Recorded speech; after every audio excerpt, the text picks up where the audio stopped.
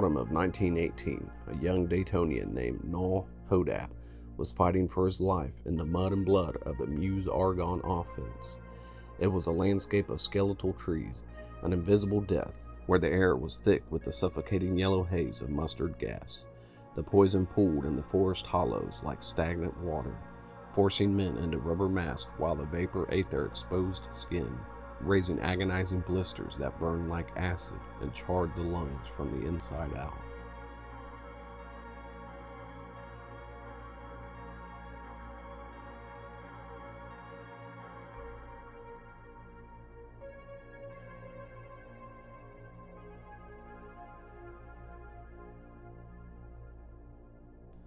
On November 11th at 10 a.m., just 1 hour before the armistice, a German shell exploded near Hodapp, killing his childhood friend, Ralph Clemens.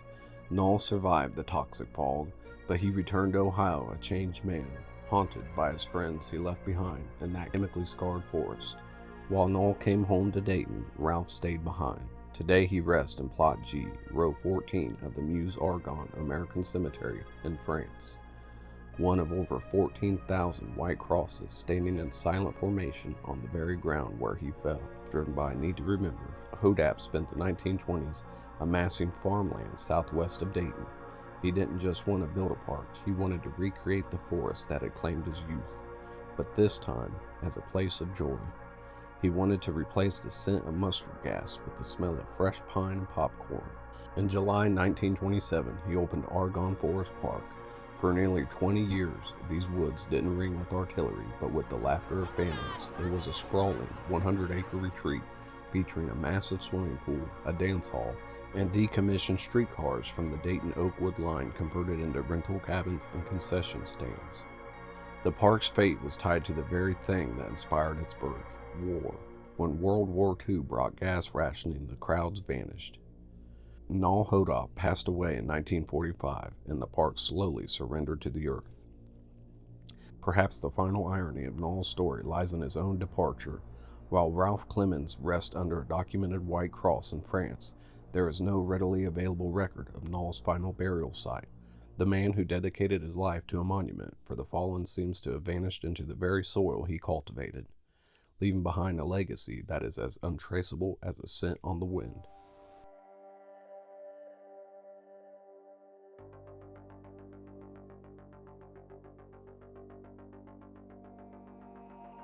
Today, the amusement park in the woods is a ghost. In the damp chill of late winter, hikers report a sharp scent of gunpowder, sulfur drifting near old concrete foundations, a spectral residue of the 4th of July pyrotechnics Null used to reenact his wartime memories. But if you would come with me, we're going into the woods while the ground is still frozen and the trees are still bare, before the spring growth hides them again. The ruins are laid bare. We are heading into the gray light to find what remains of those Dayton Oakwood streetcars. They sit there still, rusted, hollowed out ribs of iron being slowly swallowed by the thawing silt. Some say the translucent forms of passengers still linger inside those metal skeletons, silhouetted against the branches, staring out the windows that no longer have glass. They are waiting for a conductor who will never arrive, in a park that was built to forget a war, only to be consumed by the silence of war. The forest has reclaimed the Midway.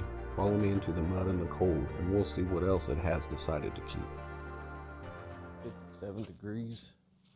It's a beautiful day.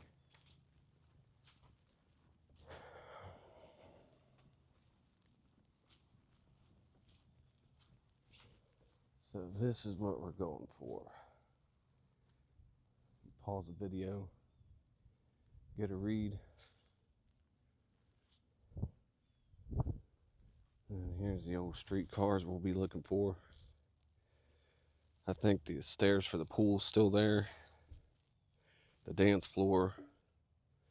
I'm not sure where the parade grounds are, or the ball fields, but we'll try to figure it out.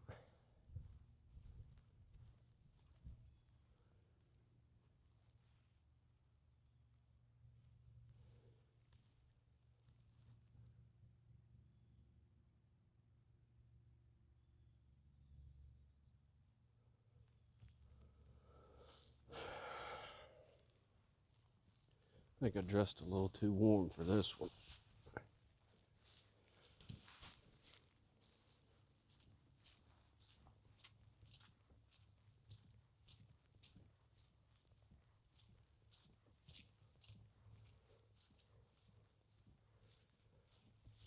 How long that's been there?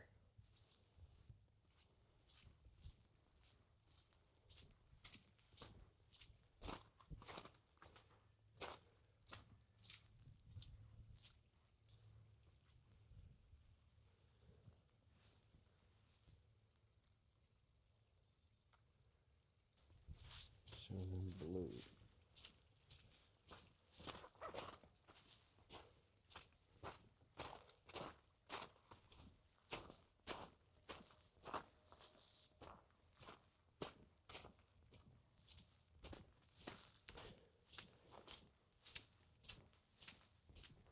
I personally have never been on these trails, so I've never seen these streetcars and the pool and stuff. I've just done a lot of research on them.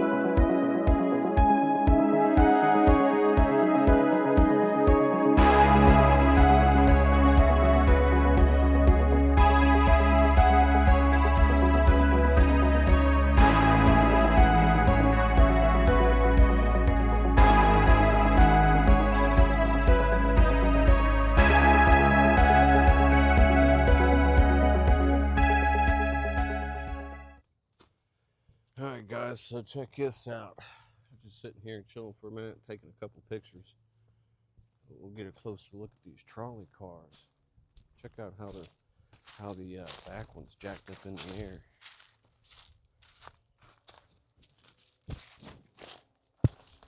This is where they originally were. I'll show you guys a picture right now.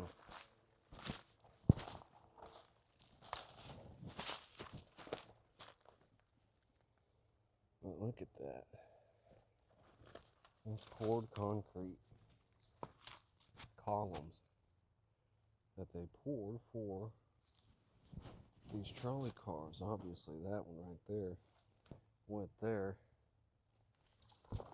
There's nothing left of the framing of the roof for this one, but you can see a couple of the wall panels that's bent back. Now this one, you can see part of the framing for the roof. And look, you can still see the joists that went across the top. Another one there. Old rotten wood down there, check it out. Sure was part of the floor.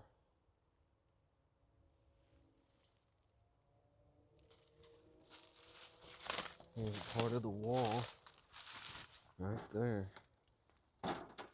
Wonder where the big piece of metal for the roof went. It had to be ungodly, just as big as what we're looking at.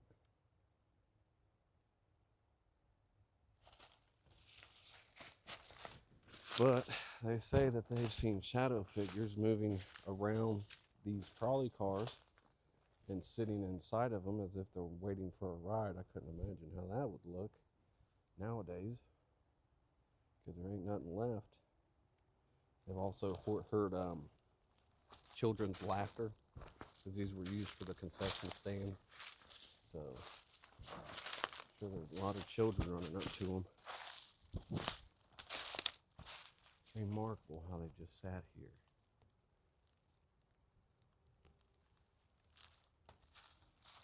It's incredible.